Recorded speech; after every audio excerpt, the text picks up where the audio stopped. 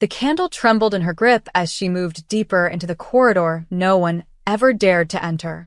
Marcella wasn't supposed to be here, not now, not ever. Not with the kitchen fires dying behind her, not with the echo of booted guards fading into their change of shifts. She had swept these halls for years, polished their stone floors, dusted the ancient tapestries, all while pretending she didn't feel the chill that settled in this wing like a warning. Every servant knew to avoid the northern corridor after dark. Some whispered about curses, others about ghosts, but Marcella had always known better. There were no ghosts here, only secrets. And, tonight, one of them was calling to her. She shouldn't have noticed the crack in the warded seal. Shouldn't have followed the flicker of strange, violet light beneath the heavy iron door at the corridor's end. But something ancient stirred behind it, something that had been waiting. She was just a servant, but her heart had never behaved like one. Her hand moved before her mind could stop it, fingers tracing the old sigils carved into the door's arch. A low hum answered her touch, as if the castle itself had exhaled. Then, a voice, not loud, not spoken, but pressed directly into her thoughts. Come. She froze. The candle hissed. Her breath misted in the air, visible now from the cold that clung to this place like sorrow. Every instinct screamed at her to run, but her legs moved forward. The lock was ornamental, useless, really. The true barrier was the ward. She had seen the court mages reinforce it once, years ago, when she was barely tall enough to scrub the banisters. She'd watched them chant and press their blood into the iron. To keep the monster asleep, one had murmured. But monsters didn't whisper your name like a lover. Her fingers brushed the center rune. It pulsed, soft as a heartbeat. And then, impossibly, it dissolved. The door creaked open, just wide enough for her candlelight to stretch inside. The scent hit her first, damp stone, old blood, and something sweetly metallic, like rusted perfume. She stepped in. The door groaned shut behind her, sealing them in. The chamber was massive, circular, cut from black stone that seemed to absorb the light. Chains hung like vines from the ceiling. And in the very center, draped across a throne of cracked obsidian, was a woman. No, not a woman. A presence. Pale skin glowed like moonlight. Hair blacker than the void spilled across her shoulders. And eyes, those eyes, opened slowly, as if waking from a century-long dream. Deep red. Burning. Ancient. Marcella couldn't breathe. So, the voice murmured, rich and low, curling around her spine like smoke. They've finally sent me a lamb to slaughter. I wasn't sent, Marcella whispered, ashamed at how small her voice sounded. The figure rose, unhurried.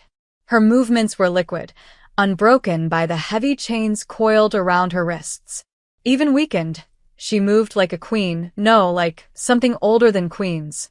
Then you're a fool, the woman said. Her gaze pinned Marcella in place. But perhaps useful. Marcella backed away instinctively, heart racing. I didn't mean to. You broke the seal, the woman interrupted. You came to me. You're mine now. Marcella's breath caught. Who are you? The woman smiled, slow, predatory. Bronte, queen of blood, exiled goddess of your trembling little kingdom. And you, little shadow, what are you called? Marcella swallowed hard. Marcella. Marcella, Bronte repeated, tasting the name like wine. Such a delicate vessel for such dangerous curiosity. The chains rattled softly as she stepped forward, but did not stop her. Did they tell you why I was locked away? Marcella shook her head. Lies, Bronte said, circling her now. They feared me. Feared what I knew. Feared what I was. A vampire, Marcella whispered. The vampire, Bronte corrected. The first. The last. The only true sovereign. But the court said you betrayed the king. The king betrayed me, she snapped, voice suddenly sharp. Then, just as quickly, it softened. They feared the strength of a woman who would not kneel. Silence stretched between them. The chains tightened with a hiss, dragging her back toward the throne. She didn't fight them. I've waited 10 years in this tomb, Bronte said. 10 years for the right hands to open that door. for the right heart to see me not as a monster, but as salvation. Why now? Marcella asked. Why me? Bronny's smile was cruel and tender all at once. Because you're not like them. You see the rot beneath the marble. You ache for something more than servitude. You don't want to obey, you want to burn. Marcella's cheeks flushed. She hated how true it felt. And what if I set you free? She whispered. Then I would owe you a debt, Bronny purred. One I would repay. The promise in her voice was velvet-wrapped danger. Freedom, Marcella breathed. For both of us, Bronny said. You only need to unfasten these chains. Her fingers hovered near the manacle's lock. She felt the magic pulsing through it, old and angry. One twist, and everything would change. You could destroy everything, she said. Bronte leaned in, lips close enough to taste. Or remake it. Marcella didn't remember choosing. Her fingers moved with a will that wasn't entirely her own, hovering above the iron cuff wrapped around Bronte's right wrist. The magic was old, feral, resisting her touch like a beast stirred from slumber. But Bronte stood utterly still, watching her, that crimson gaze as endless as a night with no moon. No fear, no plea, only expectation. And something else, something Marcella hadn't felt in a long time. Power.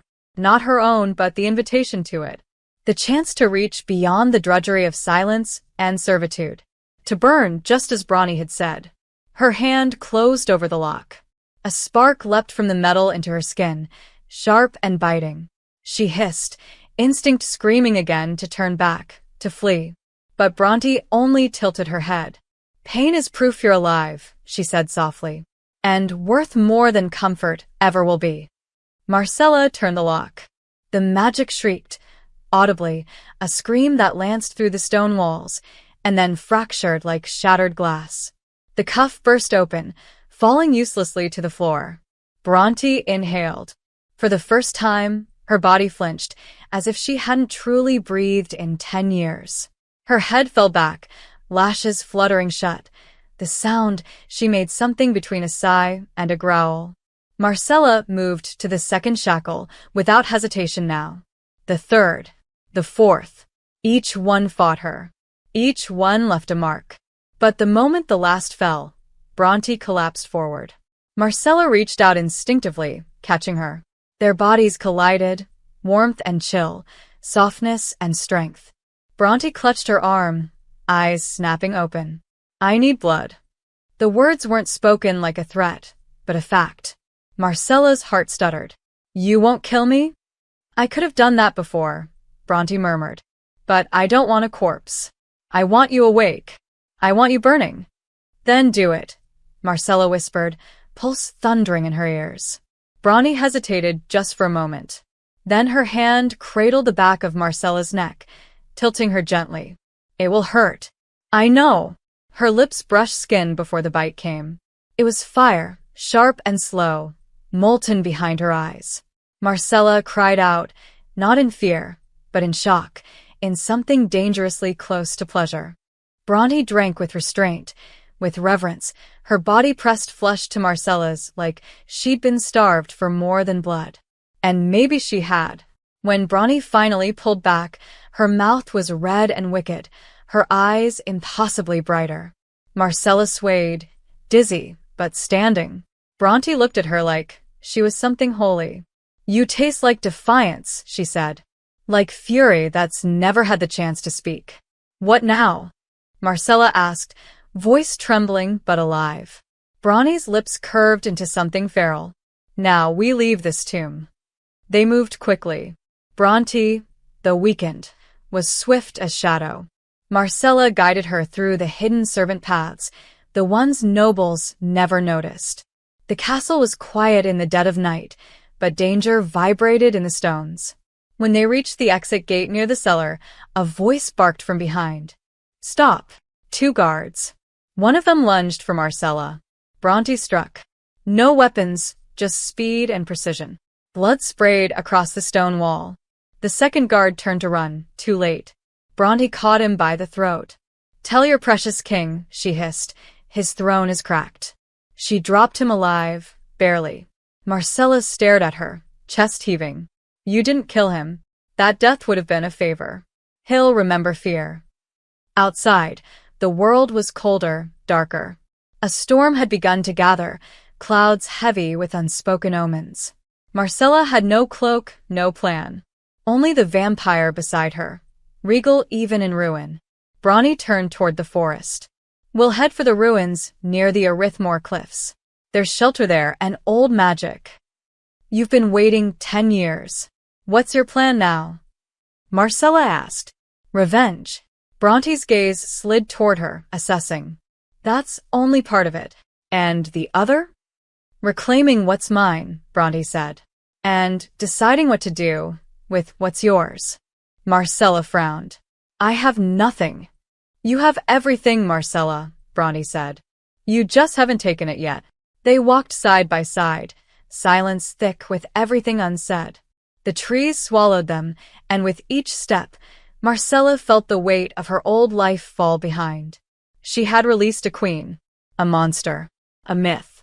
But something in her chest ached with the wild hope that maybe, just maybe, she had released herself too. The wind howled through the crumbling arches of Arithmore like a wounded beast mourning its lost gods.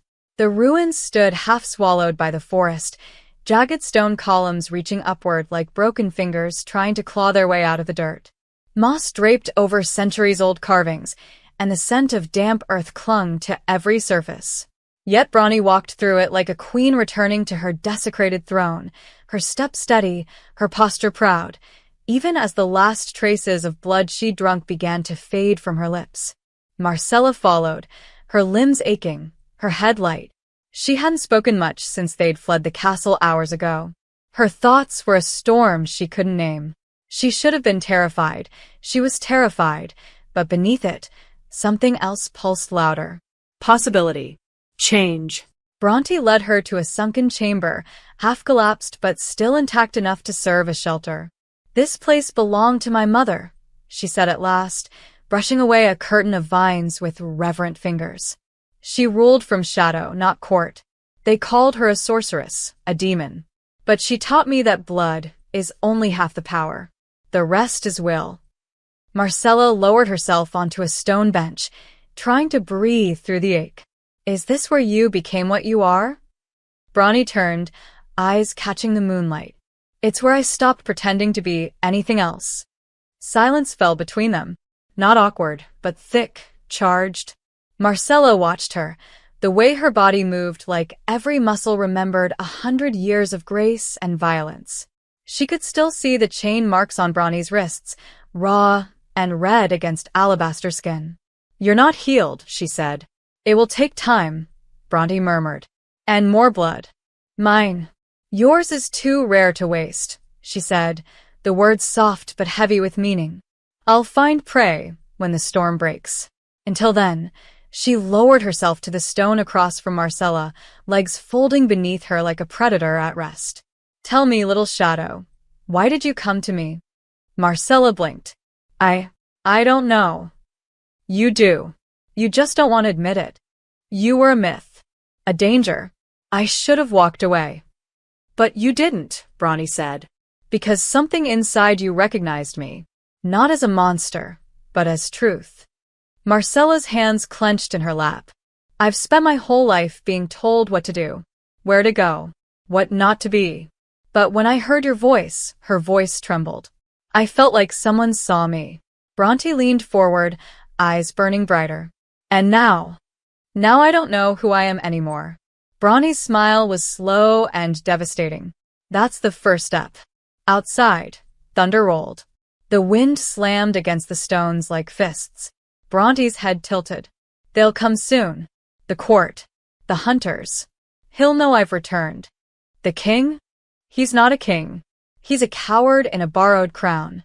He ordered my imprisonment because I refused to marry him. He feared what he couldn't possess. Marcella's pulse quickened. You were meant to be his queen? He wanted a trophy. I wanted freedom. So he chained me in the dark. Her gaze sharpened. But now, thanks to you, I'm free. And that changes everything. Marcella swallowed. What will you do to him? Bronte stood, her silhouette lit by the lightning streaking the sky. Love what you've seen so far and want to help me keep creating these awesome stories on this channel? Then subscribe and hit the bell. Your subscription supports the channel and makes sure you get more exciting stories. I'll end his reign, burn his lies, and I'll take back every piece of what they stole. And me? Marcella asked quietly. What am I to you? Bronte turned slowly.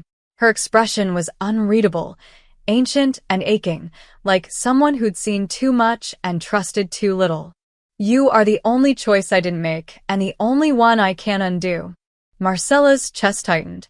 Her throat burned. She stood, steps unsteady, until they were face to face. The air between them felt too hot, too loud. Why does it feel like something's breaking every time you look at me like that?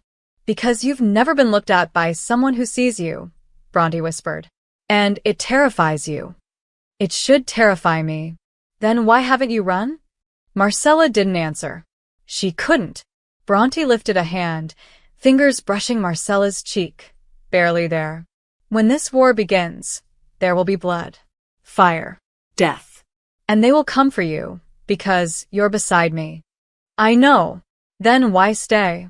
Because I've been sleepwalking my whole life. And you make me feel awake. Bronte's breath caught, just once. Then the contact deepened, her hand sliding to Marcella's jaw. Their mouths were inches apart. The moment cracked open like lightning in the dark.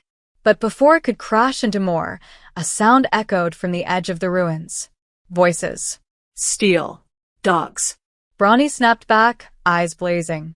They're here. Marcella stiffened. Already. They must have followed the blood. Bronte crossed the chamber in 2 strides, yanking open a hidden trapdoor beneath a loose stone tile. Go. What about you? I'll distract them. No. I won't leave you. You will, Bronte growled, stepping close again. Because if they catch you, they'll use you to break me. Marcella shook her head, panic blooming. I didn't free you just to lose you. And you won't. I promise. She pressed something cold into Marcella's palm, a pendant, old and humming with magic. This will guide you to me. When the time is right, come back. Their eyes locked one last time. Then Bronte turned toward the rising storm, and Marcella slipped into the dark. The forest had never felt this alive. It groaned with voices Marcella couldn't see, cracked branches underfoot like whispered warnings, and pressed its cold breath against her skin like a hand trying to pull her back.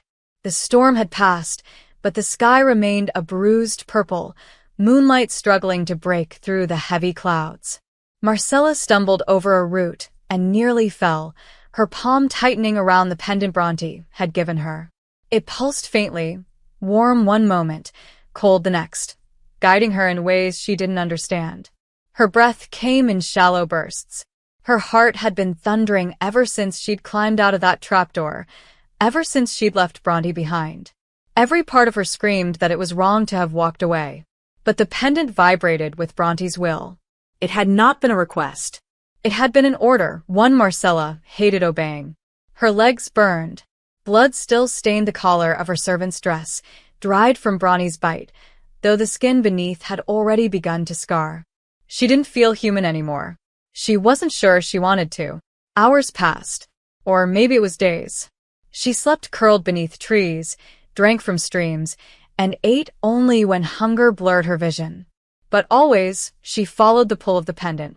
It led her to a cabin, half swallowed by vines, deep in the bones of the northern wood. Not a soul in sight. Marcella hesitated on the threshold, every instinct on edge. But when she stepped inside, she knew. Bronte had been here. Long ago. The air thrummed with the same magic that clung to the amulet. Old books filled the crooked shelves, titles in forgotten tongues. Dried herbs hung from the ceiling. A map was etched into the stone floor, symbols layered over the kingdom's geography like wounds that had never healed.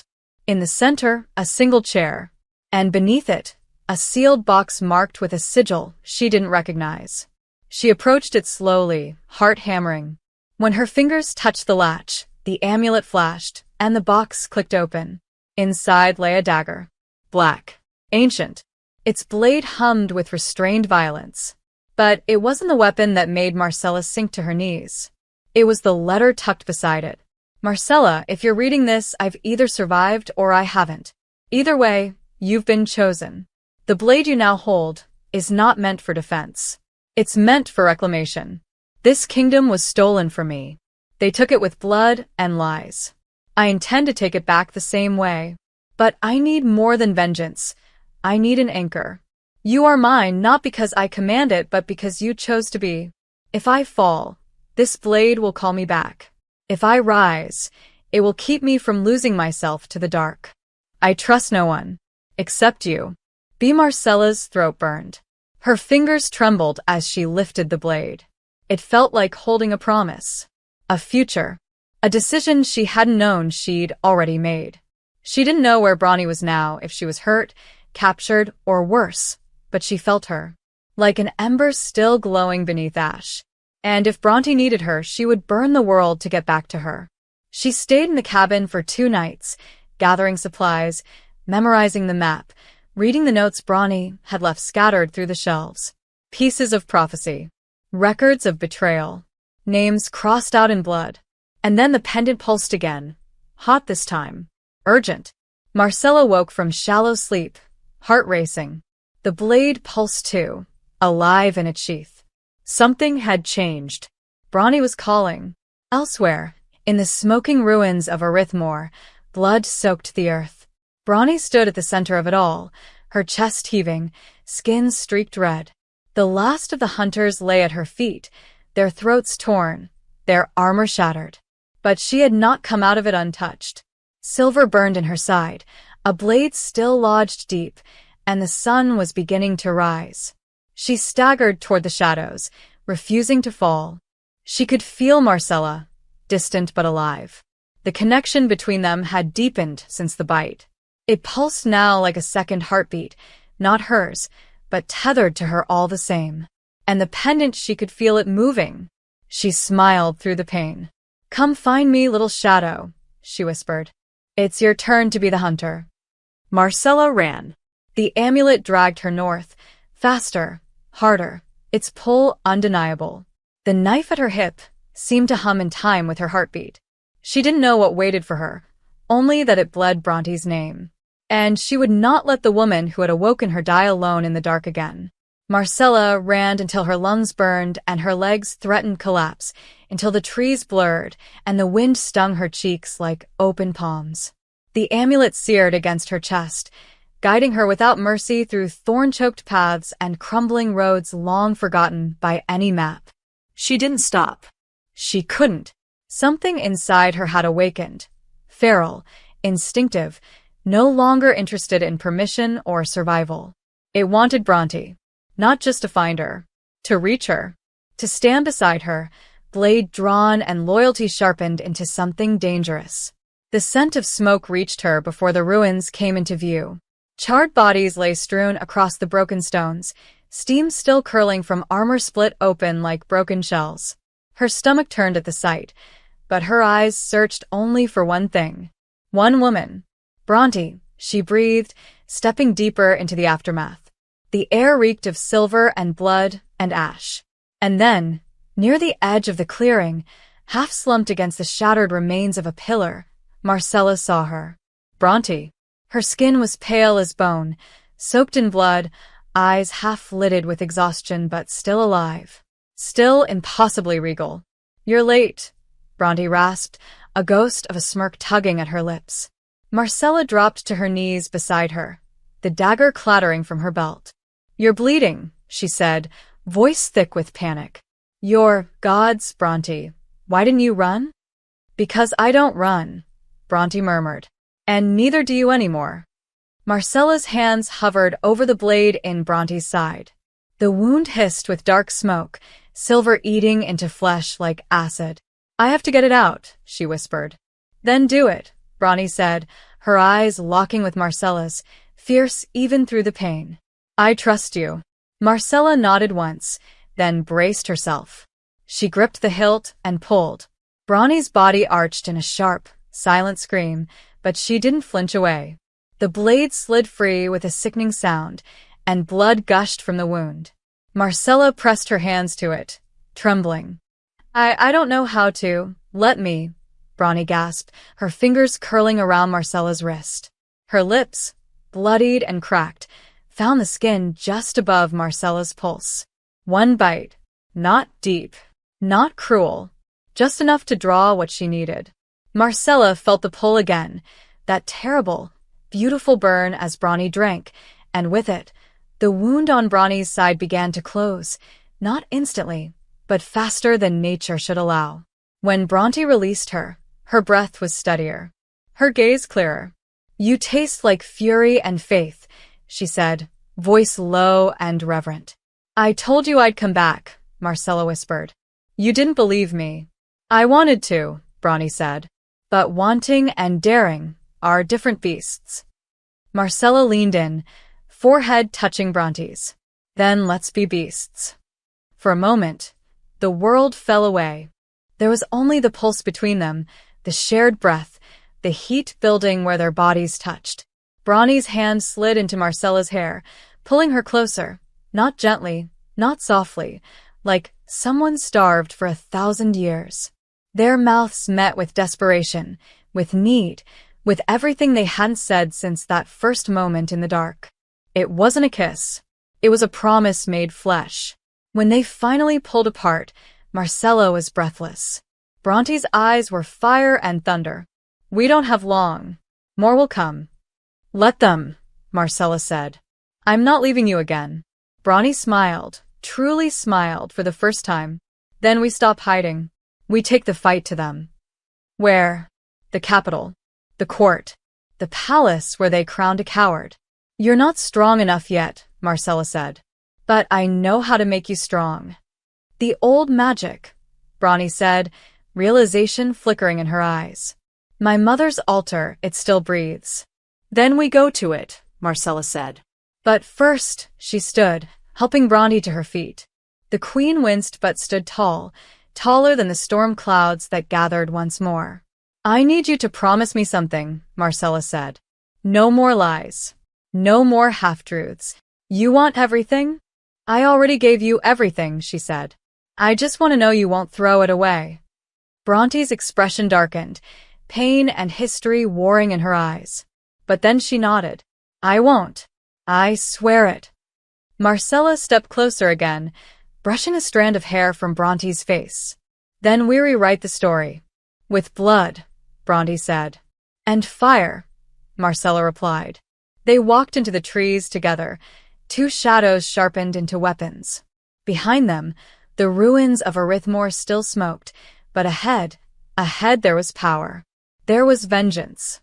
And something deeper than both, something that neither of them had the language for yet, but both of them felt like a bruise blooming behind their ribs. Something that would not be silenced. The forest grew older the deeper they went. Not merely in years, but in memory. Trees bent under the weight of time, roots thick and knotted like the fingers of sleeping giants. The air changed too.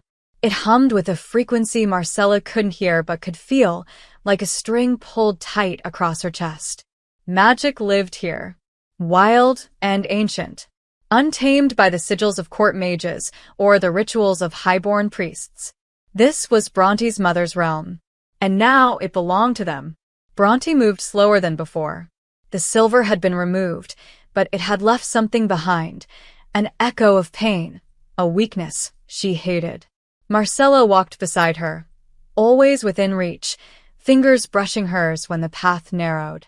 She said nothing of Bronte's staggered steps or her winces. Instead, she let her presence speak.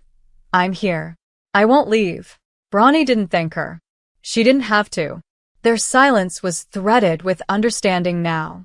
They spoke through glances, breath, the soft click of the blade Marcella wore on her hip like a second spine. They walked until the forest opened abruptly into a clearing choked in white mist, moonlight filtering down in fractured beams. At the center stood a stone altar, smooth and black, with veins of red running through it like it bled even in stillness. Around it were symbols etched deep into the ground, circles, spirals, and jagged lines that pulsed faintly beneath the dirt like buried lightning. Bronte exhaled, and it sounded like a prayer.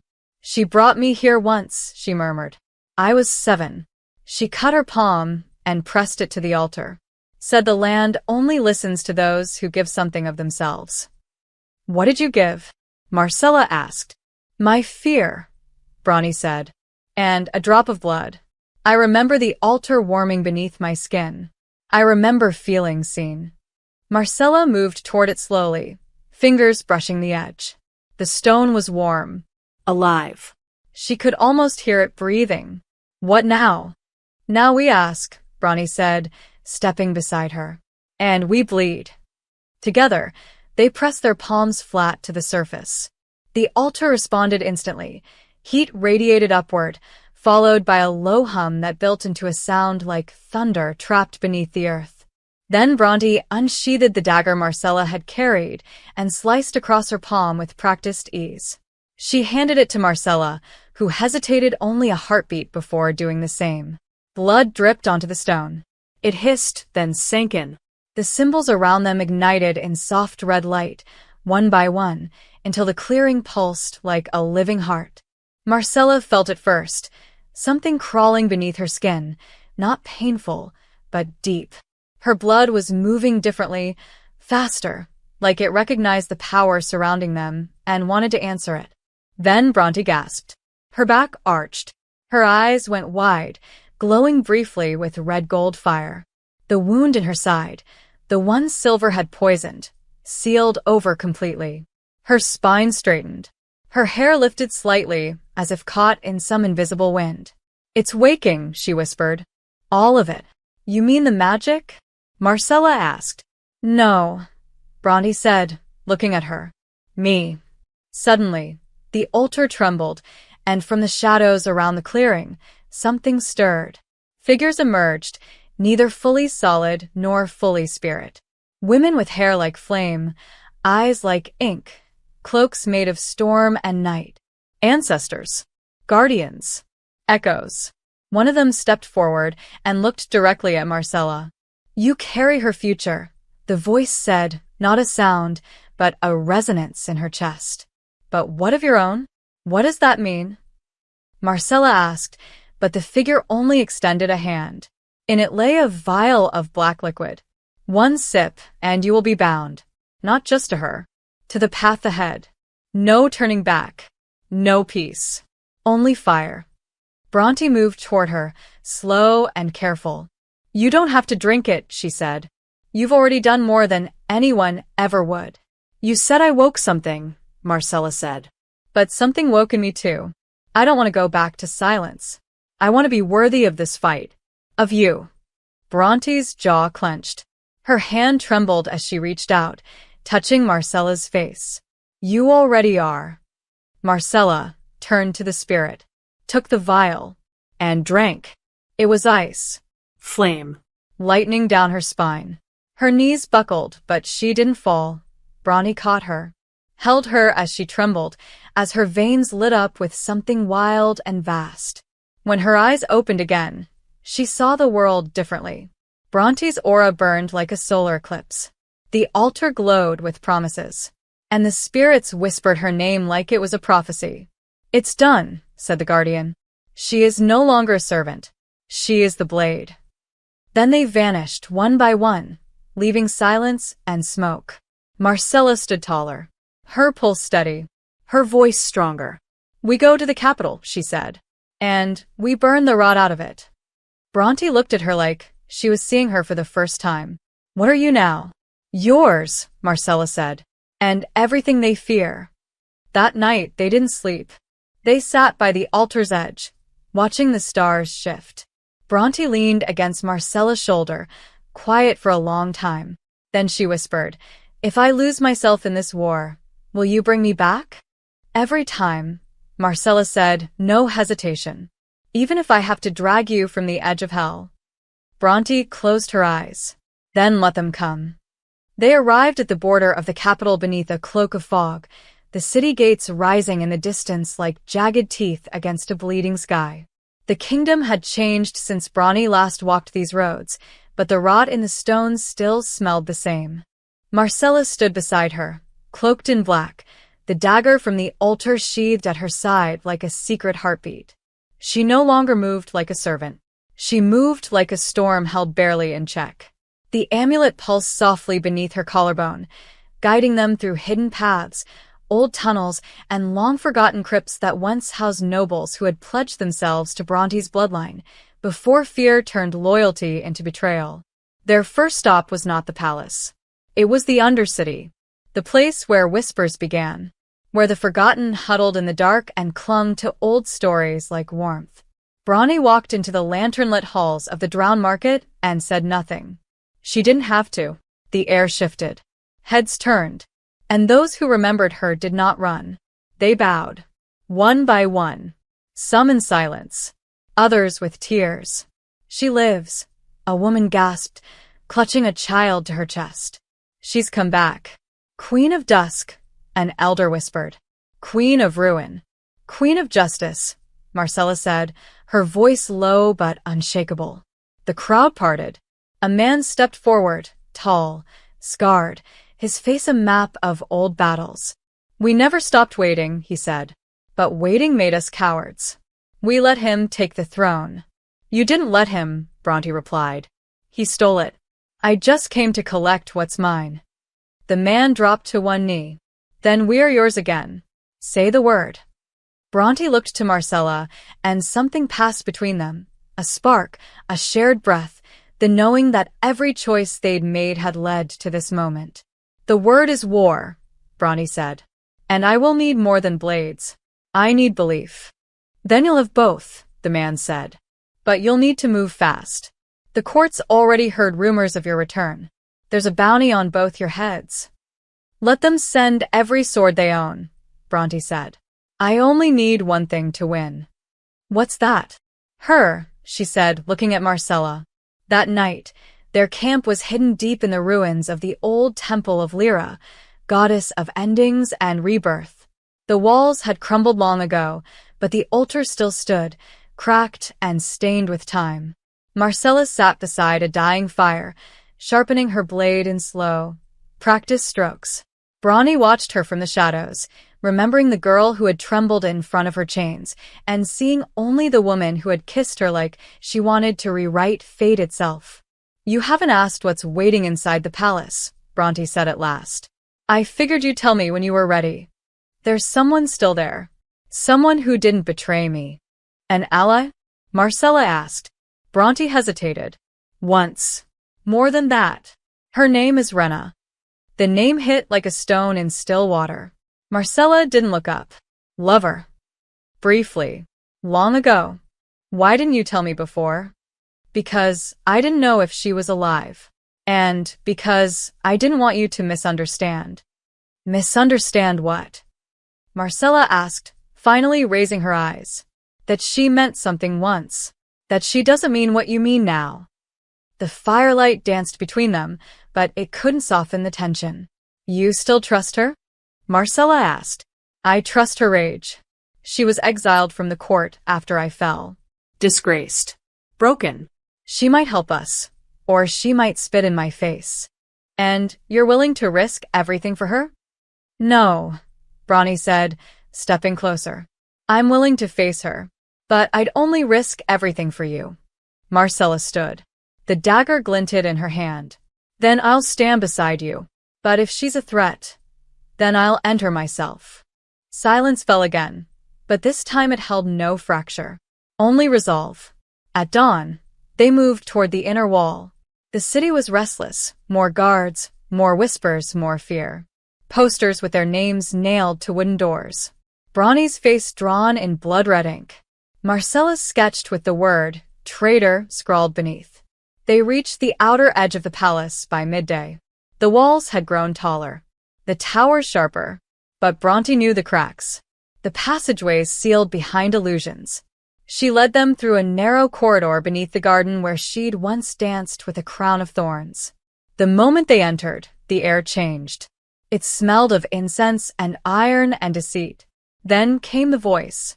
"You always did like dramatic entrances." Marcella turned, blade ready. A woman stood before them, silver hair braided with metal, armor like shadow molded to her frame. She looked at Bronte with something too complex for hate.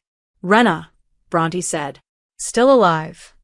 Barely, Rena replied. They tried to kill me for refusing to speak against you. And yet you lived. I'm very hard to bury. Her eyes slid to Marcella. This the one who woke you? Yes, Bronte said. And the one I'll burn the world for. Marcella said nothing, but her grip on the blade loosened. Rena nodded once. Then I suppose we're on the same side. For now. We need access to the throne wing, Bronte said. You'll never make it past the gate guards. But I can get you into the tower above the main hall. From there, it's blood. It was always going to be blood, Bronte said. Will you fight with us? No, Rena said. But I won't stand in your way. They parted at the spiral stairs. Bronte watched her go for a moment, unreadable. Marcella touched her hand. Are you all right? No, Bronte said. But you keep me pointed forward. They climbed the tower together, hearts beating in rhythm, steps silent as breath. At the top, they paused beneath the stone arch that led into the throne chamber. After this, Marcella whispered, there's no hiding who we are. We haven't been hiding for a long time, Bronte said. We've just been sharpening the blade. Marcella nodded, then drew hers. And with that, they stepped into the fire. They stepped into the chamber like shadows sown from war, side by side, eyes locked forward, the cold breath of vengeance thick in their lungs. The throne room of Drossamar had not changed since the day Bronte had been dragged from it in chains. The marble still gleamed with that sterile polish bought by silence and sacrifice. The banners still hung in cruel symmetry, white and gold, pure and clean, the colors of the man who had stolen everything. Marcella hated it on sight. But Bronte looked at the room like a ghost returned to its murder scene. Not with fear, not even with fury, but with a hunger that ran deeper than revenge. It was reclamation now, the weight of what had been taken and what would never be given back. And on the dais, lounging like a bloated leech in royal silks, sat the king. Varen, thinner than memory, his face drawn taut beneath false youth, a circlet of tarnished gold resting above his pale brows. He rose slowly when he saw her. So it's true, he said, voice oozing arrogance. The beast returns. Bronte didn't speak. She didn't need to. The king's voice cracked with a thin veneer of calm. I should have had you burned when I had the chance. You didn't have the chance, Bronte said. You had my back turned and 10 cowards holding me down. You betrayed the crown, he hissed. You refused the bond. You spat in the face of peace. I refused you, she said. Not the peace. But you never cared about peace. You only wanted obedience. And now you bring a servant girl to finish what you couldn't. His eyes flicked to Marcella. Does she even know what you did? Enough, Marcella said, stepping forward. She knows enough to fight for it. Fight. Varen laughed. Oh, my dear. You don't know what it is to fight. You think love and sacrifice will be enough? You think loyalty is a blade sharp enough to gut a kingdom? No, Marcella said. But I think truth is. The king snapped his fingers. Doors slammed open. Guards poured in, flanking the throne, blades drawn, armor clattering like thunder. Marcella's heart pounded, but she didn't step back. She turned to Bronte instead. Ready. Always. Bronte moved like a spell being cast, one fluid blur of motion.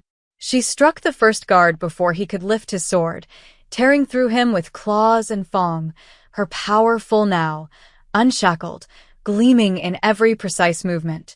Marcella followed, blade flashing in her hand, not with the elegance of Bronte's centuries of battle, but with a fire that made up for every year she had been overlooked. She was rage honed into focus, devotion sharpened to lethal clarity. They fought as one, two forces too tightly wound to unravel, cutting through the king's men like wind through dry grass. But they were many, and the tide turned. Marcella was knocked back against a pillar, blood at her temple, vision swimming. She saw Bronte surrounded, teeth bared, weakened from blood lost, strength waning. Varen descended from the throne like a god smug in his sanctuary. "You should have stayed forgotten," he said, stepping over the fallen. "I offered you eternity beside me. And I spat it in your face," Bronny snarled. "Because I would rather rot in chains than rule beside a coward." He raised a blade, not silver, not iron, but obsidian, forged from cursed flame. Ancient. Final. Bronny dropped to one knee. "No," Marcella whispered. And something broke. Not fear. Not grief. Limit. She moved without thought. The amulet burned against her chest. The dagger at her side pulsed, not with light, but with choice. She drew it, and the room froze. Everyone turned. Even the king. "What is that?" he hissed. "A servant's toy?"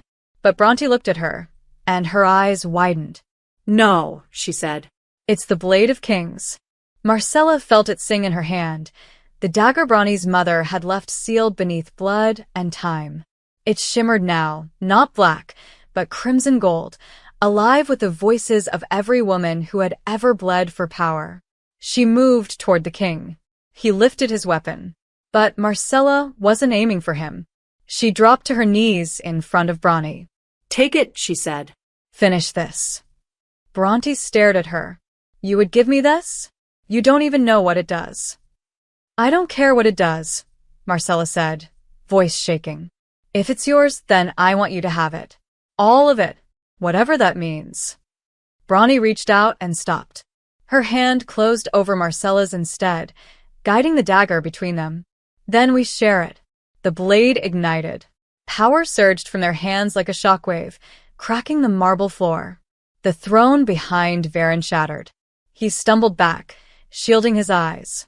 And Bronte rose, no longer just a vampire queen, but something new, born of blood and bond, of fire and choice. She struck. The dagger pierced Varen's chest, light exploding from the wound. He screamed, high, inhuman, and then fell silent. The court stilled. The guards dropped their weapons. And Bronte turned to Marcella. The glow faded. The chamber was a ruin. But they stood in the center of it, unbroken. "It's done," Marcella said, barely able to breathe. Bronte reached for her, hands trembling. "You did this," she whispered. "We did," Marcella said. "Together." Bronte kissed her like the sky was falling, like the world had already ended, and this was all that remained. "It's not over," Bronte said against her lips. "There will be more who resist." "Then let them try," Marcella murmured. "We've already won." The throne room still reeked of ash and blood when Bronte refused to sit on the throne. It lay cracked behind her, the velvet seat charred, the marble dais splintered beneath the weight of their magic.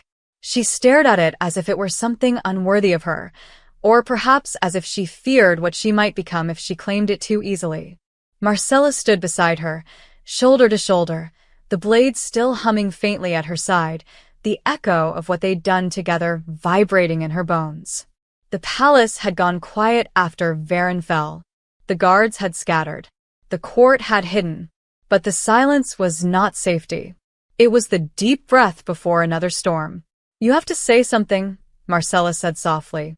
"They're waiting." "I know." "Then why are you hesitating?" Bronte's gaze didn't move. "Because I've worn a crown before. And it led to a cell." Marcella turned toward her. "That was his crown. This one is yours." Bronte looked at her then. Really looked. Eyes shadowed with memory, mouth tight with the ghosts of the past. "You think it's that simple?" "No," Marcella said. "But I think if you don't take it, someone else will." She was right. Word had spread like fire across the kingdom. Varen was dead. The true queen had returned. But truth had always been slippery in Drossamar.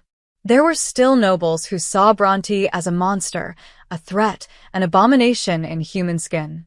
And there were others who whispered about Marcella, the servant girl who now stood at the queen's side, her hand on a blade most men would have broken beneath. Within hours of the throne room's fall, 3 lords had already petitioned for a council to determine the future of the realm. A 4th had fled the capital entirely, raising troops to the east.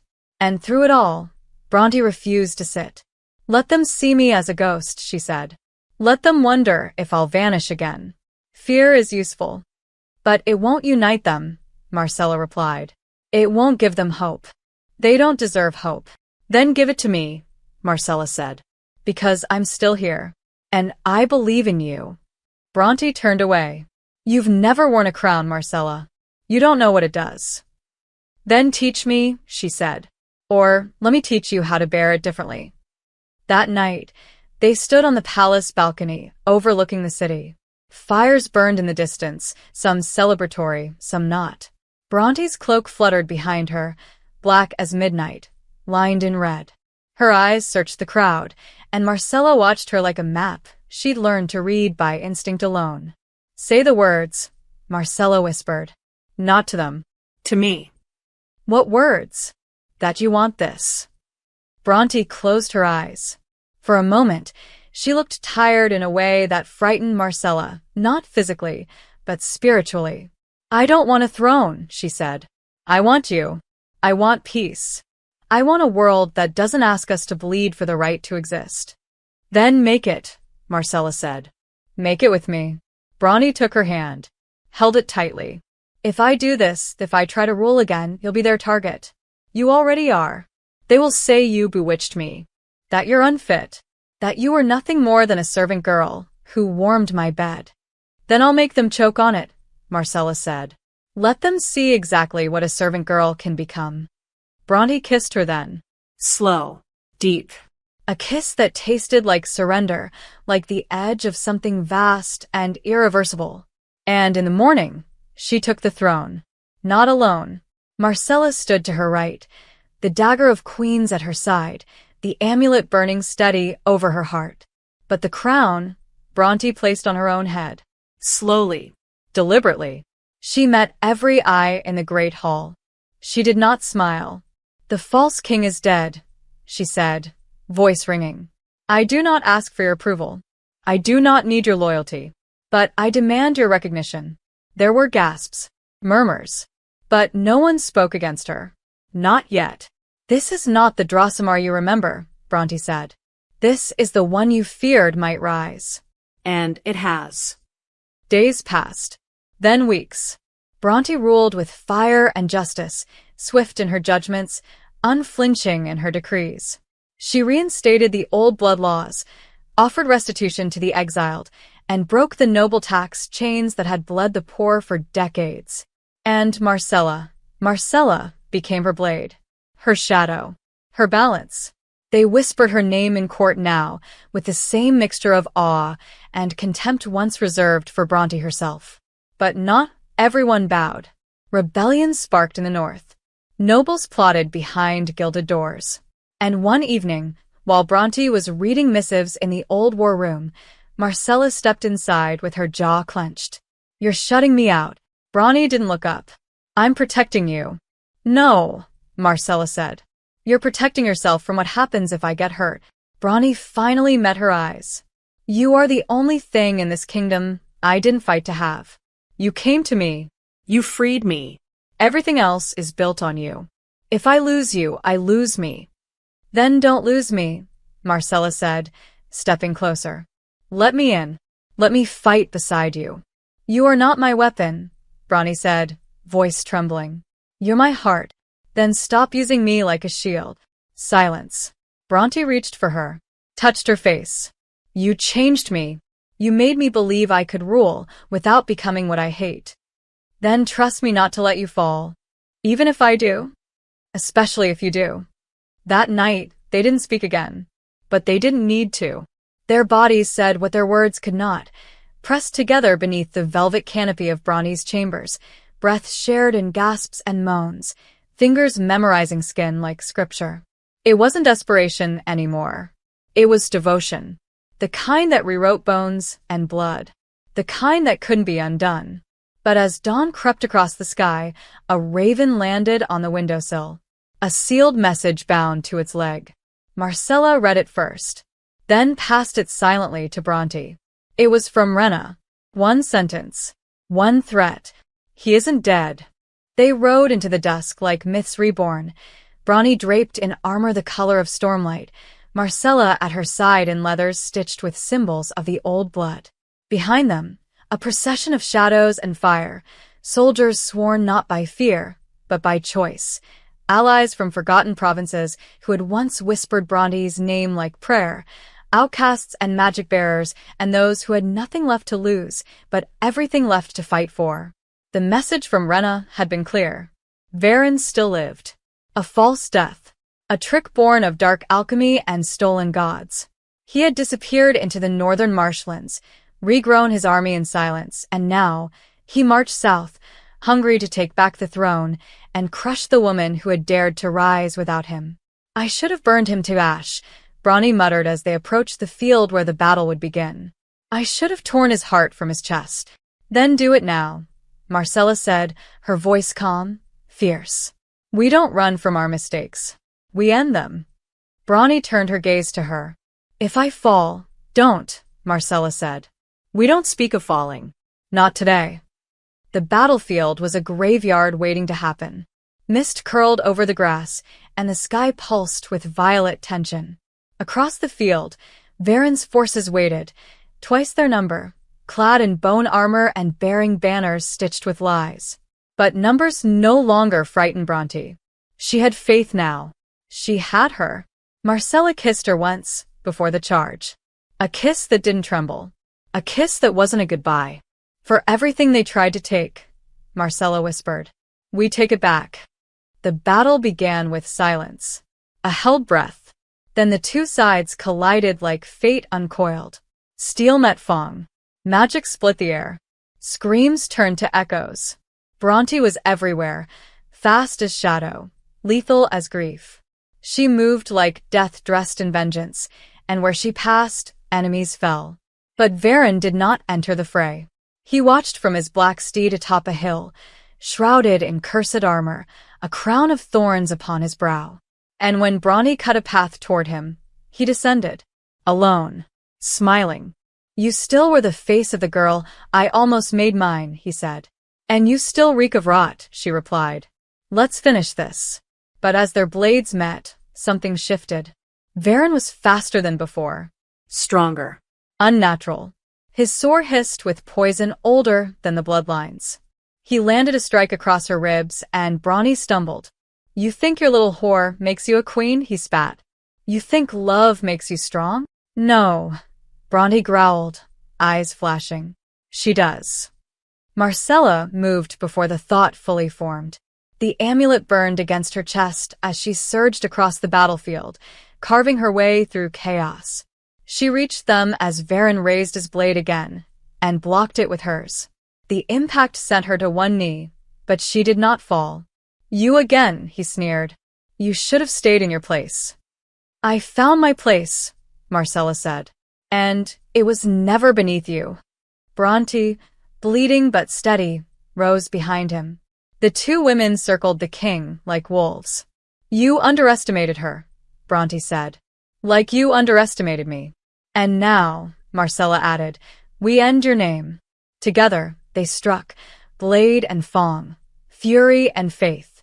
Varen howled as Bronte sank her teeth into his throat, draining the last of the cursed blood from his veins.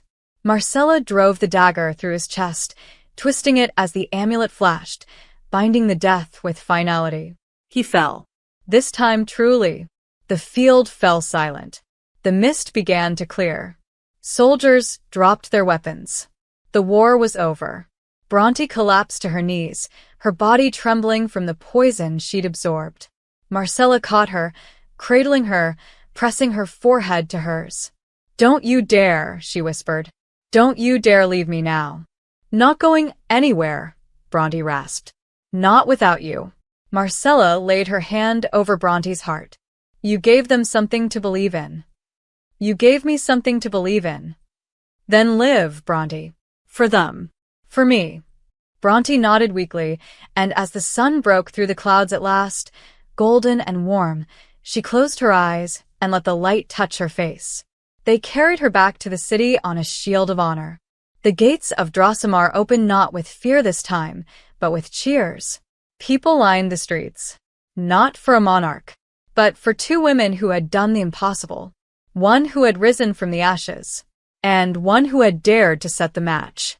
Days passed, then weeks. The crown was reforged, not of gold, but of iron, stone, and thread, symbol of permanence and resilience. When Bronte placed it upon her own head in the new hall, she turned not to the court, but to Marcella.